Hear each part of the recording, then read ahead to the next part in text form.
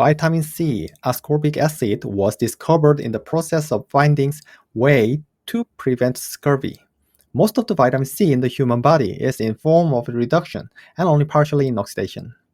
Because vitamin C has functional groups that are chemically weak, for this reason, it is necessary to be careful when cooking vegetable or fruit with vitamin C, because vitamin C is weak in water, heat, and even light. Vitamin C has a very strong reducing power.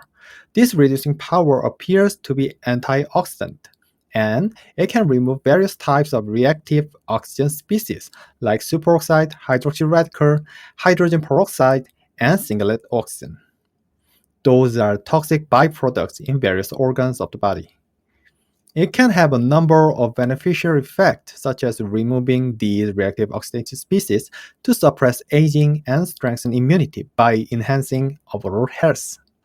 Vitamin C also aids in the synthesis of collagen, which accounts for one-third of the protein in the body, and it prevents scurvy and protects skin elasticity. You may also take vitamin C to prevent skin spots by suppressing melanin pigment. Vitamin C is involved in the synthesis of cortisol hormones and other steroid hormones that are secreted out of the body when stressed. These hormones actually relieve stress, so in stressful situations such as smoking, vitamin C is consumed more than necessary. Therefore, if you are a heavy smoker, taking more vitamin C than usual is a good choice for controlling blood vessel health and overall physical stress. The vitamin is not digested or degraded, but is absorbed directly from the small intestinal epithelial cell.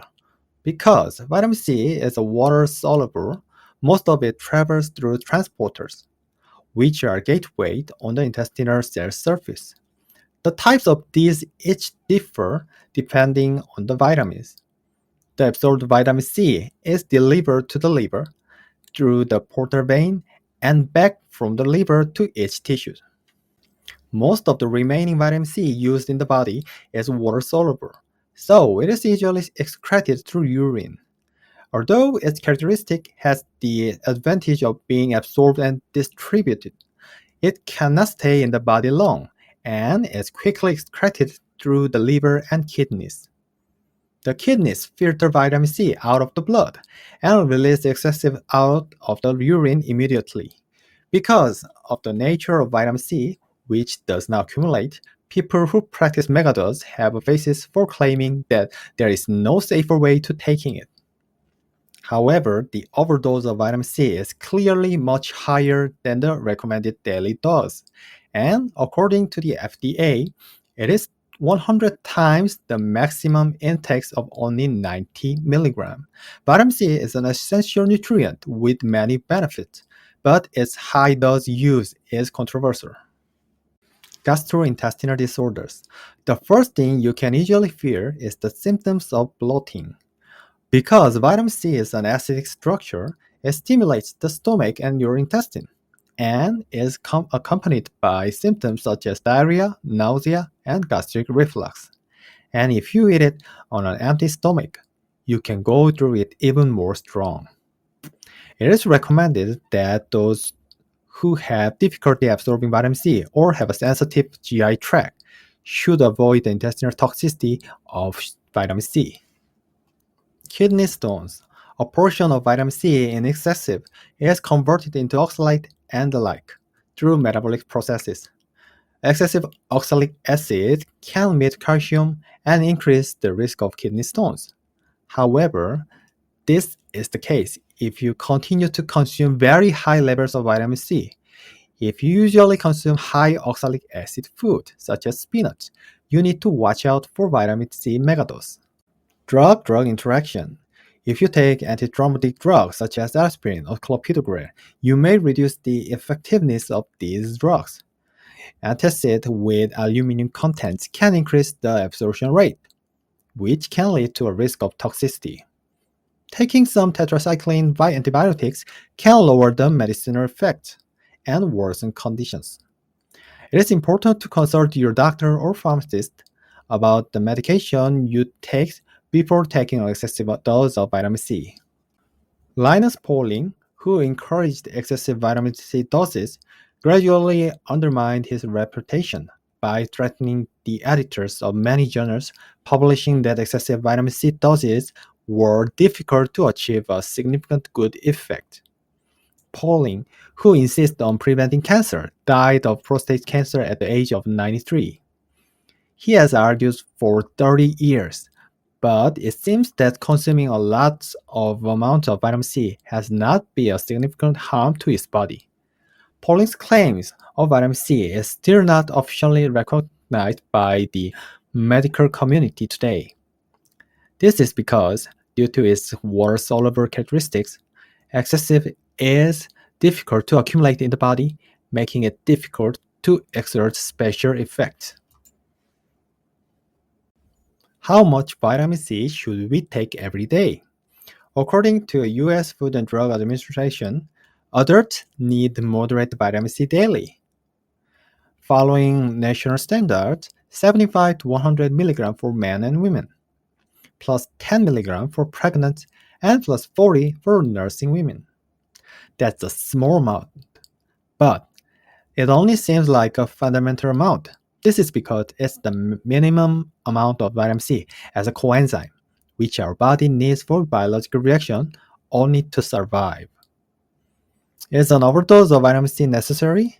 No cases have been reported as harmful, but experts believe there is an excessive harmfulness of vitamin C.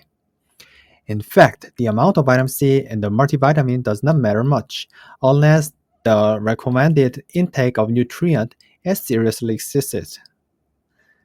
Some people say that specific vitamin C's are adequate, but it is true that vitamin C is essential, especially for children and pregnant women. However, studies of large population have not shown the statistically beneficial of high vitamin C contents.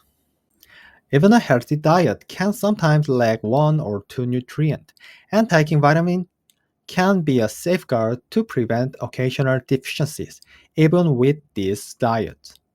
Usually, however, those who take nutritional supplements tend to eat healthier, so they don't have significant deficiencies.